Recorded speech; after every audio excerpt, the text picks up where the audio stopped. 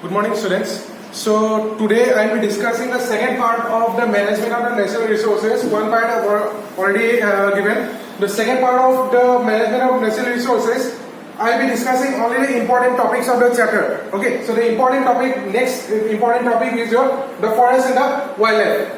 So in the forest and the wildlife, we have the biodiversity hotspots. Okay, now which are the biodiversity hotspots? Which area can be considered as a biodiversity hotspots? ठीक है, तो biodiversity hotspots होने के लिए हम लोग का जो 70% of the natural vegetation, ठीक है, natural vegetation should be exploited by the inhabitants. ठीक है, वो अगर inhabitants 70% का natural vegetation अगर use करे तो उसको हम लोग बोल सकते हैं कि वो एक biodiversity hotspot है.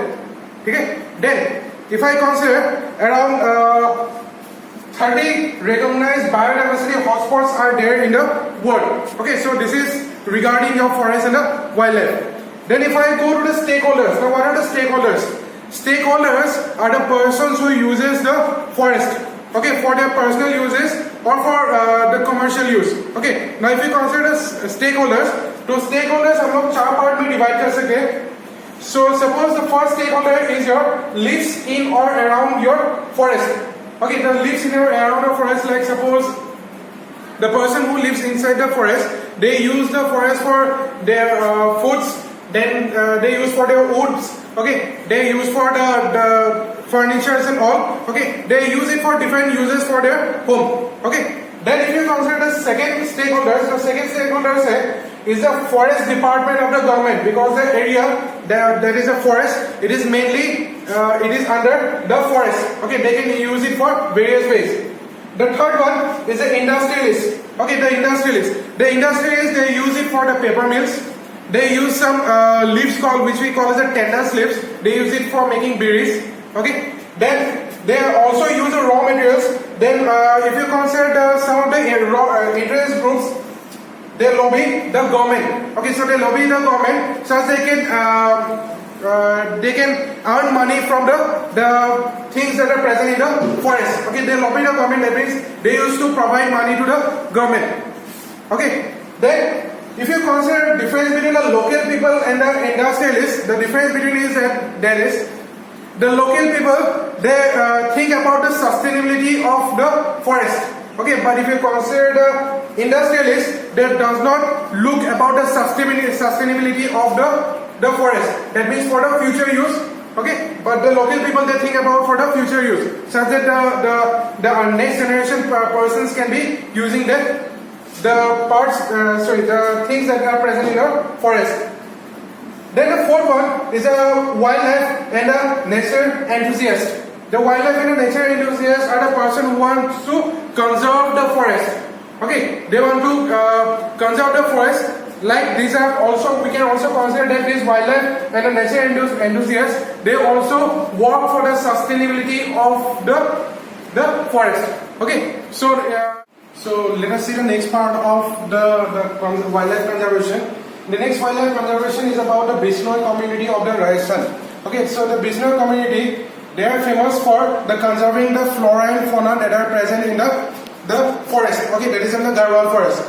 So Amrita Devi Bishnoi in 1731 sacrificed her life along with 363 others to protect the khezri trees in the Khezrali village. Okay, this khezri trees has been exploited by the contractors to starting deforestation of these khezri trees. Okay, तो उसको protect करने के लिए Amrita Devi Bishnoi and 363 others sacrificed their life to protect the flora and fauna. Okay, that is the khezri trees.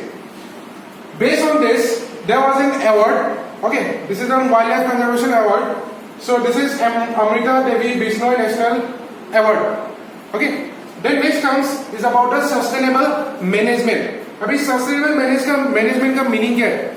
Sustainable management का meaning है कि to conserve the resources, use them efficiently to avoid misuse for the individual purposes. Okay, that means the natural resources that are present in the certain villages or in the certain forest, such that the natural resources can be used judiciously, okay, and it can be preserved for the future purposes also, that is called as the sustainable management, and also to maintain the quality of our environment. Because if you don't maintain the quality of the environment, then what will happen? It will increase the pollution, and if it increases the pollution, then the number of the diseases will also increase. Okay, so therefore we need a sustainable management.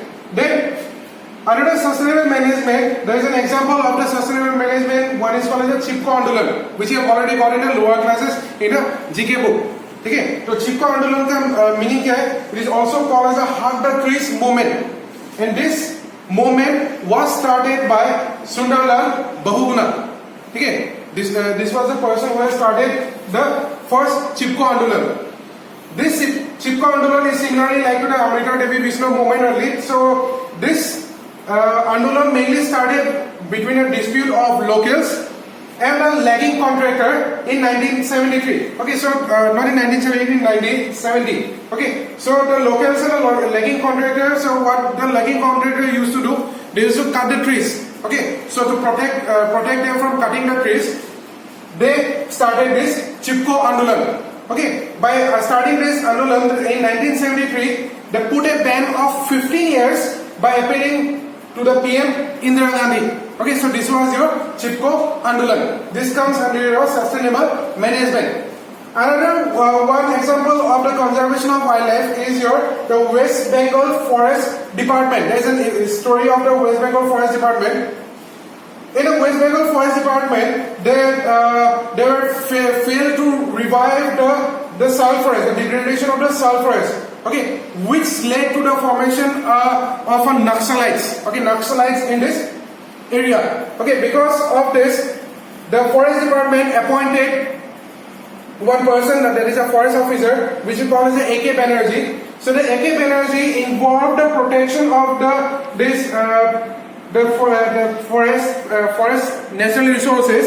So what they have done, in around 1272 hectares, they made it available for the cultivation. Okay, so they use the local peoples, and the advantage that they are getting from this land, okay, around 25% of the resources, that means the revenue that has been collected, that has been shared to the local people, and also there the persons were made to work in the silviculture and the pisciculture. Okay, so this is mainly was done in the arboreal forest. Okay, this is the another example of your sustainable management. Then if you consider the sustainable management, some more examples like water harvesting is there. Water harvesting, how water harvesting can be done. One other harvesting technique is your dams, that we already know. This is used for the production of the hydroelectricity.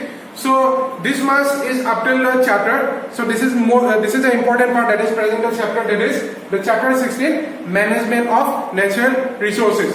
Okay, thank you.